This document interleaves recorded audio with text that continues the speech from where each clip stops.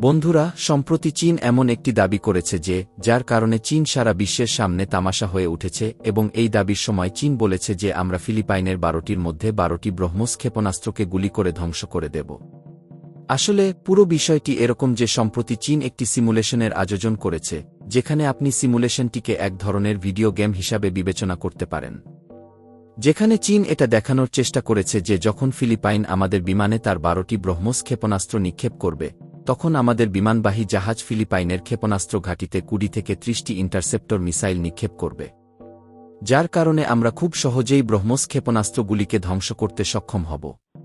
কিন্তু এখন কথা হচ্ছে চীন এগুলো কি বাস্তবে করেছে? তো এর উত্তর হচ্ছে না। চীন এই সব করেছে একটি ভিডিও গেমের সময়। সিমুলেশনের সময় সবচেয়ে আশ্চর্যের বিষয় হল যে সময়ে ফিলিপাইন থেকে ব্রহ্মোস ক্ষেপণাস্ত্রটি চীনের এয়ারক্রাফটের দিকে আসছিল, তখন ব্রহ্মোস ক্ষেপণাস্ত্রটি একেবারে সোজা হয়ে এসেছিল। কিন্তু আপনারা সবাই জানেন যে ব্রহ্মোস মিসাইলের চালচলনের জন্য পরিচিত। এই ছবিতে আপনি চীনের দিক থেকে দেখতে পাচ্ছেন যে সিমুলেশনের সময় ব্রহ্মোস ক্ষেপণাস্ত্রের বিপরীতে একটি সোজা ক্ষেপণাস্ত্র গুলি ছুটতে দেখানো হয়, যে ব্রহ্মোস মিসাইল যেটা কিনা কোনো দিক পরিবর্তন না করেই সোজা চলছে, বরং ব্রহ্মোস ক্ষেপণাস্ত্র মধ্যমুখী হয়ে ৯০ ডিগ্রি কোণ করে শত্রু দেশে আঘাত করে। তাই ভিডিও গেমে চীন যা দেখিয়েছে তা ভুল এবং চীনের কর্মকাণ্ড সারা বিশ্বকে দেখিয়ে দিয়েছে যে এই সময়ে চীন ভারতের ব্রহ্মোস মিসাইলকে সবচেয়ে বেশি ভয় পায়।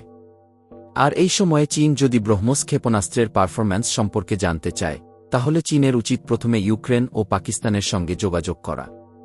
কারণ সম্প্রতি আমরা দেখেছি যে ইউরোপীয় দেশগুলিও ব্রহ্মোস ক্ষেপণাস্ত্রের পিন পয়েন্ট ইকুরিসি মেনে নিয়েছে। কারণ মাত্র ১ বছর আগে রাশিয়া ইউক্রেনের একটি বন্দরে ২১১টির মতো P-800 ক্ষেপণাস্ত্র নিক্ষেপ করেছিল। P-800 অনিক্স ক্ষেপণাস্ত্রটি সেই একই ক্ষেপণাস্ত্র যার ভিত্তিতে আমরা ব্রহ্মোস ক্ষেপণাস্ত্র তৈরি করেছি। রাশিয়া যখন ক্রেন বন্দরে ২১১টি ক্ষেপণাস্ত্র নিক্ষেপ করেছিল, ১৯৯টি ক্ষেপণাস্ত্র ১০০% নির্ভুলতার সাথে লক্ষ্যবস্তুতে আঘাত করেছিল। তার মানে সেই সময় আমাদের ব্রহ্মোস মিসাইল রাশিয়াকে ৯০%-এর বেশি নির্ভুলতা দিয়েছিল। পরবর্তীতে ইউরোপীয় দেশগুলোও বলেছিল যে রাশিয়া ও ইউক্রেনের যুদ্ধে রাশিয়া দ্বারা সবচেয়ে ভারী ক্ষেপণাস্ত্রের নাম P-800 অনিক্স মিসাইল, কারণ আমাদের প্রতিরক্ষা ব্যবস্থা এই ক্ষেপণাস্ত্রকে থামাতে পারছিল না। আর চীন যদি ব্রহ্মোস মিসাইলের পারফরম্যান্স সম্পর্কে জানতে চায়, তাহলে চীনের তাদেরও সঙ্গে যোগাযোগ করা উচিত। কারণ মার্চ মাসেই আমরা দেখেছিলাম যে আমাদের একটি ব্রহ্মোস মিসাইল ভুলবশত মিস হয়ে পাকিস্তানের ১২৮ কিলোমিটার অভ্যন্তরে মিয়াচানুতে গিয়ে পড়েছিল, আর সেটা ৩ দিন অবধি পাকিস্তানের খবরই ছিল না।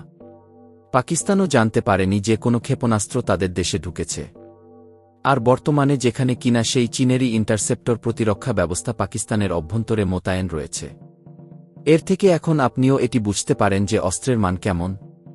চীন সিমুলেশনটি এই জন্যেই ব্যবহার করেছিল যে সে যাতে আমাদের প্রতিবেশী দেশগুলিকে দেখাতে পারে যে আমরা খুব সহজেই ব্রহ্মোস ক্ষেপণাস্ত্রগুলিকে ধ্বংস করতে পারি। চীনের প্রতিবেশী দেশগুলো যাতে ভারতের কাছ থেকে ব্রহ্মোস মিসাইল না কিনে, সেজন্যও চীন এটা করেছে।